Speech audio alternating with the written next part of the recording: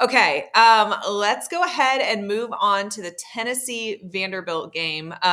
This game has more implications than it's probably ever had. Tennessee is 8-3, and Vanderbilt is 9-2. They are sitting at 15. This game is at 3:30 on Saturday in Neyland Stadium, and it is, like I said, one of the more important Tennessee Vanderbilt games ever played. And I don't think that's just hype. And it's more important for Vanderbilt.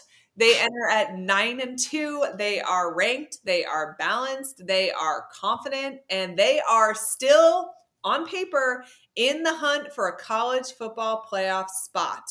Um, and Tennessee sitting at 8-3, they just dominated the Gators in the Swamp. They don't have a chance at making the playoffs, but they do have a chance to play spoiler in front of 100,000 plus at Neyland.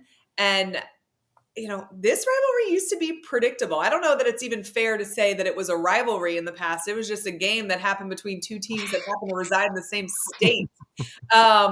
But Vanderbilt is not a punchline. They are an actual threat. What did you think when you saw the line open as Tennessee at a 2.5-point favorite? I wasn't overly shocked, right? Because I talk about talent profile all the time. Tennessee is the more talented team, and they get them at home.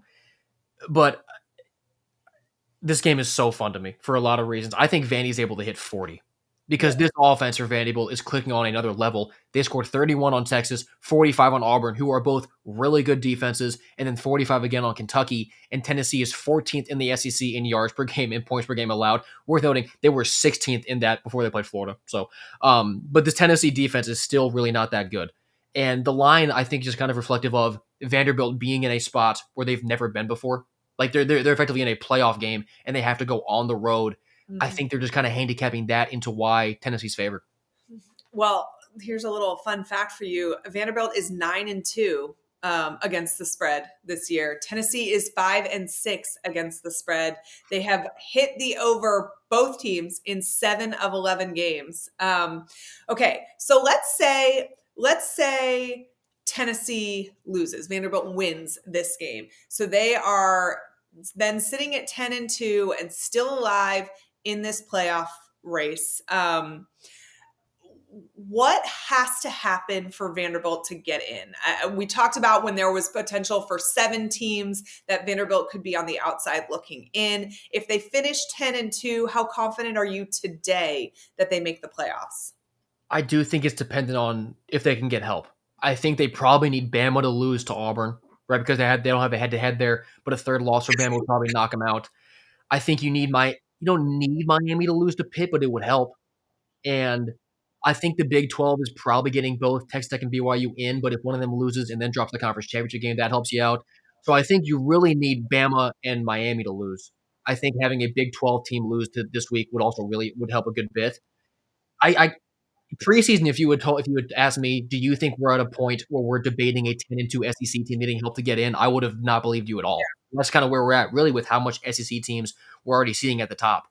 I do like if Vandy goes 10-2, I'd put them in, but I think they're going to need a bit of help, mainly because they don't have a head-to-head against Alabama. Yeah. I will be very sad if if a Vanderbilt team is 10-2 and they are left on the outside looking in. We talk about the Cinderella group of 5, teams that make it ever, like Vanderbilt is so much more deserving over a group of 5 team that would get in. And I would hate that. But they have a big challenge ahead. Neyland Stadium is a different world. And, I understand that Vanderbilt has handled pressure all season long, but that stadium is unlike most places. It's loud, it's volatile, it's emotional, it's hostile. And if Tennessee jumps out early, which is how they played this Florida game, I think that atmosphere is going to become absolutely suffocating. How confident are you that Vanderbilt can come out fast and try to at least mitigate that environment? I'm pretty confident because I think they have to. That team really isn't built to come back from down multiple possessions, especially not on the road. And I like Vandy's quick strike ability on offense because Pavia downfield to Trey Richardson is awesome. You have Stowers in the middle and a good running game. So I do believe that they have the talent and the ability to start fast, especially against a weaker Tennessee defense. And in terms of importance, like you said, I do believe it's very important because I'm not sure Vandy can come from behind on the road against a prolific offense. So at least just keeping it within one score early on is incredibly important. And if you're able to take Rocket Top out of the game, that's a massive shift. Let's talk for a minute about Diego Pavia. He honestly might be the best quarterback in the SEC right now. His stats against Kentucky were absurd. He had 522 total yards, 484 passing yards, 6 touchdowns. He is fearless. He kind of loves being a star. And I think he elevates everyone around him. If he plays up to his ability, is that the difference maker in this one? Definitely. Definitely, because we've seen what Pavia has done to really good defenses when he's playing good. What can he do to a bad defense? Like, he can really take over an entire game. I think, assuming he plays good against Tennessee, he's got to be in New York for the Heisman ceremony Yeah. because no player is more important to their team than Diego Pavia. We get caught up in this Vanderbilt story. Guys, he's doing this at Vanderbilt, what Mhm. Pavia is doing. Like, he needs to go to New York, and people want to not like him because he has the audacity to be confident in himself and confident in his team. Give me a break. Like, this guy, assuming he plays good, deserves to be in the Heisman conversation, and he can take over any game against any team, especially against a weaker defense like Tennessee. Do you think that Vanderbilt is mentally ready for what is probably the biggest game in program history? I don't actually think that's hyperbole. I don't think that's, recency bias. I think that that's real. Are they ready for that? I think so. And I'll point to other hard environments that they've played in, but to your point, those hard environments were not playoff games in rivalry situations. But I think that something about Clark Lee and Diego Pavia leading a team is just like psychotic almost to the point where there's no challenge in front of you that's like, whew, okay, here we go. Like they're just like, okay, like let's do it. Like I don't believe that they know what fear is. I don't know if they know what nerves and anxiety are. Like this team is ready to play anybody. So I think that the big stage, like maybe honestly this week, like they're just like right now, they're just like, whew, like this is a massive week. But I think as it goes on, as they keep practicing, and once they get there, they'll be able to kind of flush that and really just be able to play their game. How much pressure is on Tennessee to avoid being the team that loses to Vanderbilt at the end of the season? I mean, there's I don't know if it's pressure, but there's definitely just like that sense of like we have our rival, not our biggest rival, our in-state rival in our building. They've been loud all year. We want to shut them up. But at the same time, like Tennessee isn't really playing for anything bigger than this game. So I think that not they have nothing to lose, but maybe they have nothing to lose. Like because they're not losing out on the playoff spot if they lose this game. They just Yeah. get to go out there and with their high flying offense against a Vandy pass defense, which really isn't that good. I think they can throw it around. They'll play pretty loose. There's just kind of that intensity of like somehow the roles are now reversed if you're Tennessee. We're like you have to keep Vandy out of the playoff. It's not the other way around. So I don't know if it's pressure as opposed to just like the intensity and knowing what you have the opportunity to do on Saturday. Do you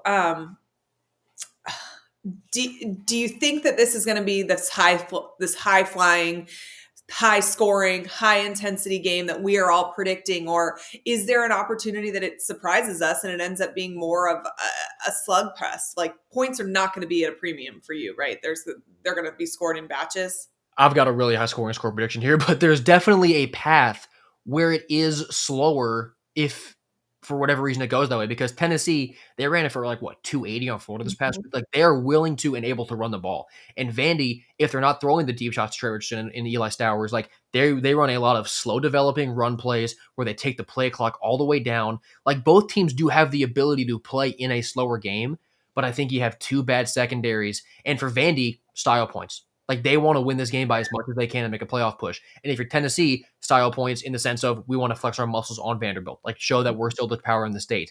So I think it could go both ways on paper. I like a high scoring game in the spot though. I'm looking at some of these score predictions on the side. We got Vandy 45, Vols 42. Michelle wants Vandy in the playoffs. Somebody else says Vols win 38-35 in overtime. Amando says Vanderbilt will win an overtime thriller Saturday night, but will fall short of making the college football playoffs. Vandy needs Bama, Texas, BYU, and Oklahoma to lose. Miami will lose to Pitt on Saturday, from your lips to God's ears.